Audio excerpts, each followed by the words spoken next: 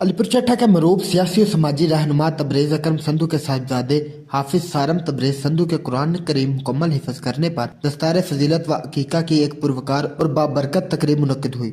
تقریب میں دینی، سماجی اور سیاسی شخصیات نے بڑی تعداد میں شرکت کر کے اپنے خلوص اور محبت کا اظہار کیا۔ تقریب کے مہمان خصوصی ایم این اے چودھری بلال فروخ تارڑ اور ایم پی اے چودھری عدنان افضل چٹھا تھے، جنہوں نے حافظ کریم کو مبارکباد دیتے ہوئے کہا کہ قرآن کریم کی تعلیمات ہی ایک مثالی معاشرے کی بنیاد ہے۔ اس موقع پر عظیم دینی، سماجی و کاروباری شخصیات الحاج میاں محمد شفیق مہر، سابق چیئرمین میونسپل کمیٹی مرزا امجد محمود، صدر میڈیکل اینڈ کیمسٹ ایسوسی ایشن ڈاکٹر احسان شریف ڈار، تحصیل پریس کلب علی پور چٹھا کے صدر نوید احمد بٹ، الیکٹرانک و پرنٹ میڈیا کے نمائندگان اور تاجر برادری کے افراد بھی موجود تھے۔ تقریب کا آغاز تلاوت کلام پاک سے ہوا، جس سے محفل ایک روحانی ماحول میں ڈل گئی۔ مقررین نے حافظ قرآن کی عظمت، دینی تعلیم کی اہمیت اور نئی نسل کو قرآن سے جوڑنے کی ضرورت پر زور دیا۔ شرکاء کی جانب سے تبریز اکرم سندھو کا پرتپاک استقبال کیا گیا، جو ان کی سماجی خدمات اور عوامی مقبولیت کا واضح ثبوت تھا۔ آخر میں مہمانوں کے اعزاز میں پرتکلف عشائیے کا اہتمام کیا گیا۔